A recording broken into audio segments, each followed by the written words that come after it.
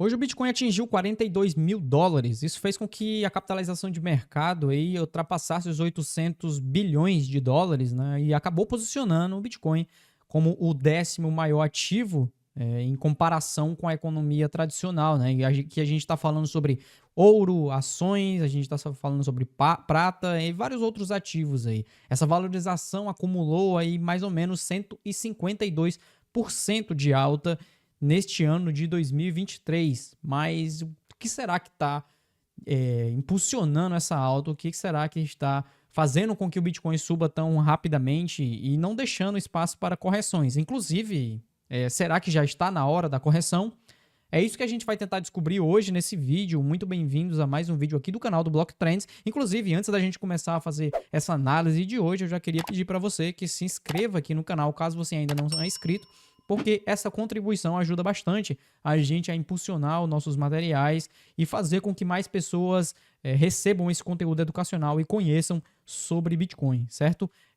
E hoje a gente vai falar sobre alguns dados do mercado, então tanto os dados on-chain quanto dados relativos à negociação em exchange, para tentar entender o que está impulsionando essa alta do Bitcoin, tentar entender justamente como é que o preço do Bitcoin subiu tão abruptamente aí, sem deixar nenhum espaço para correções e posições de entrada. Muita gente nesse momento está posicionado aí em cash, né, em dólar, em real, esperando uma correção, e começa a surgir as questões sobre se essa correção vai vir agora ou não. Mas para isso a gente precisa entender o que está motivando essa alta de preço, o que está motivando essa ação positiva que está ocorrendo no preço agora, e a gente acabou de ultrapassar os 41 mil dólares e brevemente tocou 42 mil dólares, pelo menos nesse momento que eu estou gravando aqui esse vídeo, tá? Então vamos passar aqui para minha tela. O Ki Young-ju, que é o CEO da CryptoQuant, fez uma thread aqui onde ele listou várias das suas análises que foram publicadas ao longo deste ano, e eu achei importante a gente trazer aqui essas análises porque elas acabam refletindo bastante o movimento institucional que a gente está vendo no mercado hoje, tá?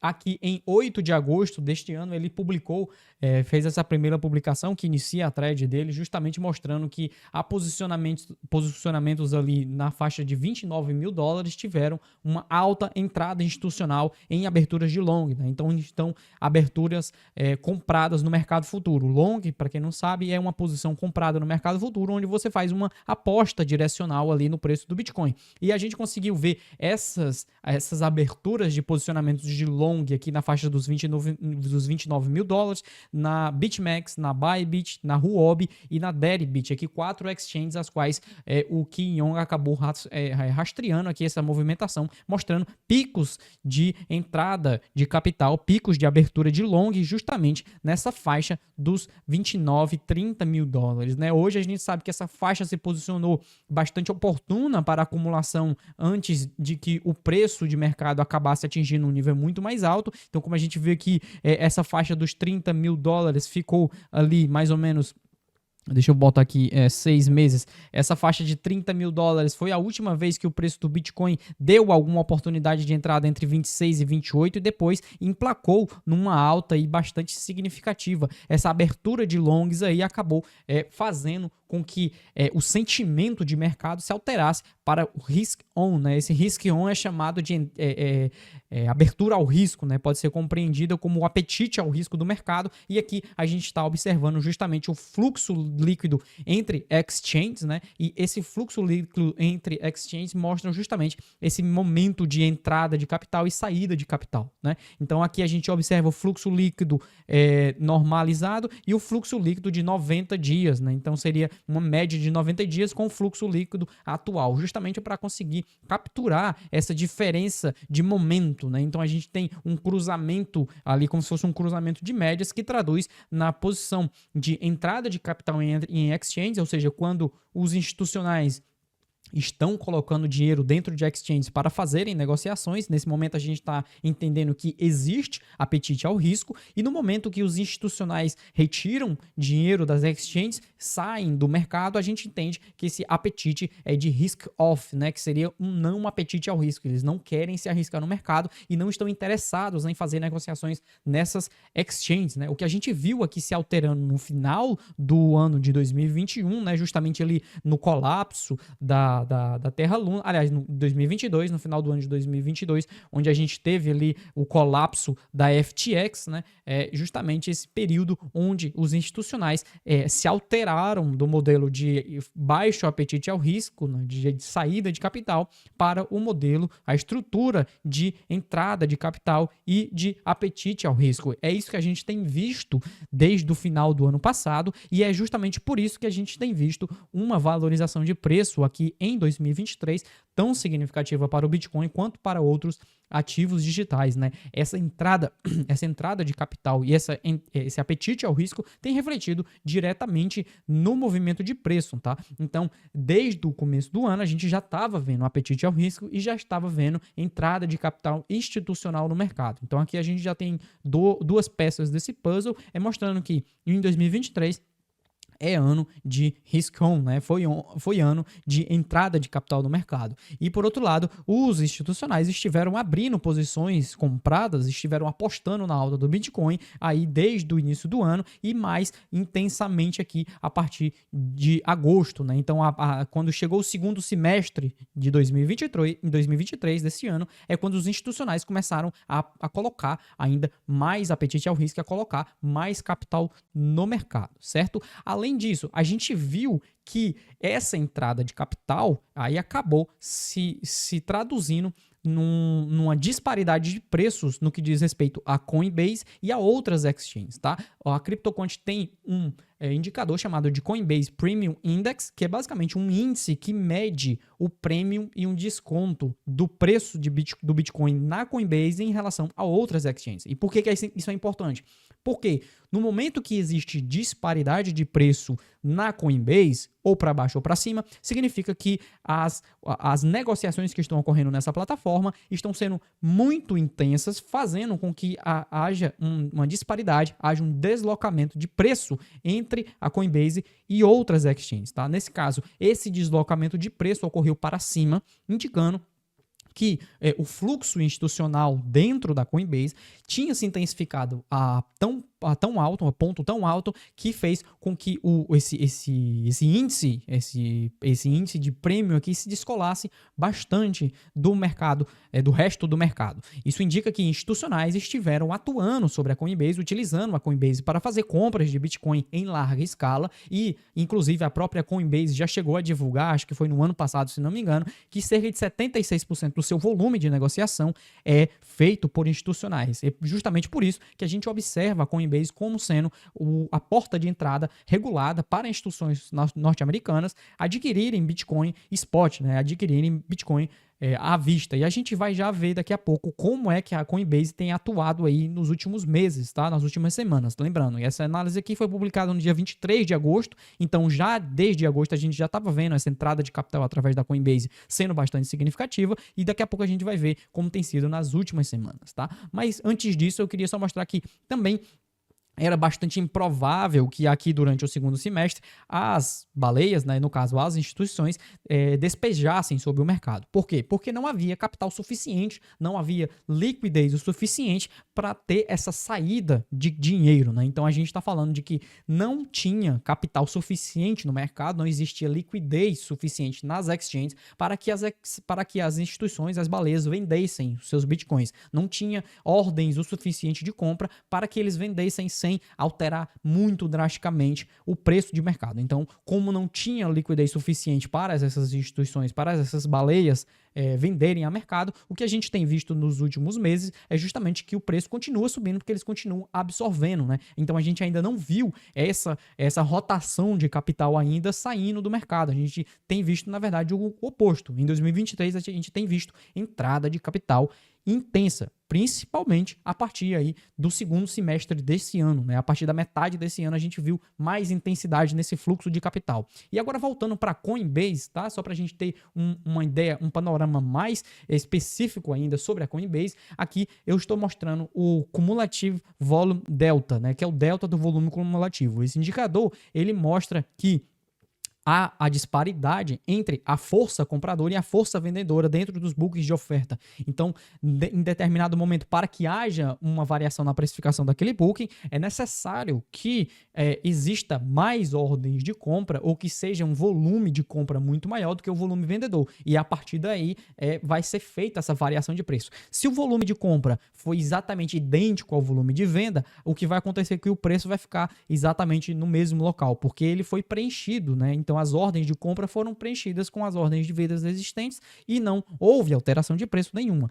Por outro lado, se existir diferença entre o volume comprador e o volume vendedor, aí sim vai ter uma diferença de preço no mercado, tá? E o que a gente tem visto aqui justamente é que aqui no gráfico de cima, tá? Então essas barras aqui superiores, a gente está observando apenas a Coinbase, tá? Então, como vocês podem ver aqui, eu tenho selecionado apenas o par BTC-USD, BTC-USDT na Coinbase, tá? E aqui embaixo é outra forma de observar outro tipo de mercado, outro tipo de investidor que atua aqui nesse mercado, é vendo apenas a Binance, tá? Então, em cima eu tenho a Coinbase, embaixo eu tenho a Binance. Por quê? Como eu disse, a Coinbase é bastante utilizada por institucionais e aqui vale a pena a gente observar a Coinbase como sendo o movimento institucional e observar a Binance como sendo o movimento do varejo, tá? Então, do investidor tradicional, do investidor comum. E o que a gente tem visto aqui em 2023 é uma predominância de ordens na Coinbase em relativo à Binance, tá? Aqui no início do ano, mais ou menos, a gente viu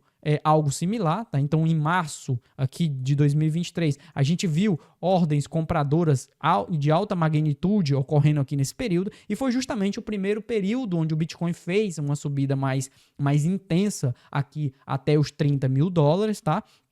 E a partir desses momentos que ele atingiu os $30 mil, a gente viu uma redução aqui na quantidade de ordens. Isso significa que tanto na Binance, tá, que podem ver que existe pouco volume comprador, quanto na Coinbase existiu pouco volume comprador, com exceção de alguns momentos, tá? Esses momentos aqui foi o que sustentou o preço nessa região, tá? Podem ver que o volume da Binance continua ainda muito baixo, enquanto em contrapartida na Coinbase continuou existindo um volume comprador, tá? Agora, o que a gente tem observado mais intensamente nos últimos meses, tá? Nas últimas semanas, é que essa discrepância de comportamento entre a Coinbase e a Binance se intensificou, porque a gente tem visto um volume comprador na Coinbase muito mais intenso do que na Binance, tá? Então, na Binance, os dias positivos aqui, dias de volume comprador em predominância, são muito menores do que aqui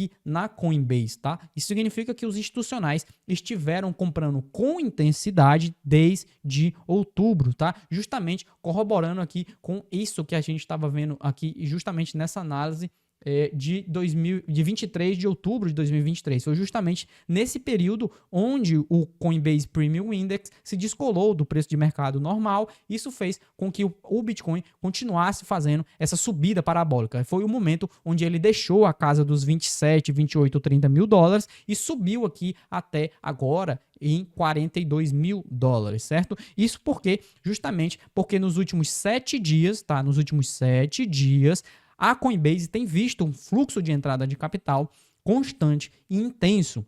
Enquanto aqui na Binance, né, só houve compras no dia 2, aliás, no dia 1 de dezembro. A maioria dos dias, a maioria das semanas anteriores, o varejo esteve vendendo, enquanto os institucionais, as baleias, estiveram comprando em larga escala. Então a gente vê aqui grupos de dias, tá? Grupos de semanas constantes de volume comprador. Isso daí também se reflete no volume comprador em fundos de investimento, em fundos de investimento regulado, né? ETPs que chamam, né? ETFs. Isso mostra que nas últimas 10 semanas a gente teve uma entrada de 1,76 bilhão de dólares em fluxo de entrada de capital aqui nesses investimentos, tá? E só o Bitcoin teve uma entrada de 1,6 bilhão aqui em 2023. Isso significa que teve uma entrada de capital muito intensa, principalmente agora no segundo semestre. Mas em relação às correções, obviamente as correções irão existir,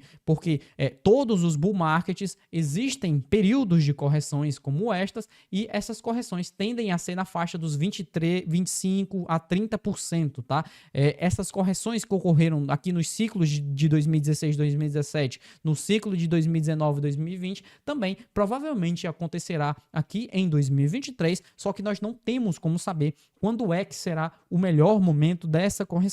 Nessa visão aqui, o fluxo institucional continua sendo intenso e é provável que essa correção ainda não venha agora, justamente porque ainda existe um volume comprador no mercado muito intenso, certo?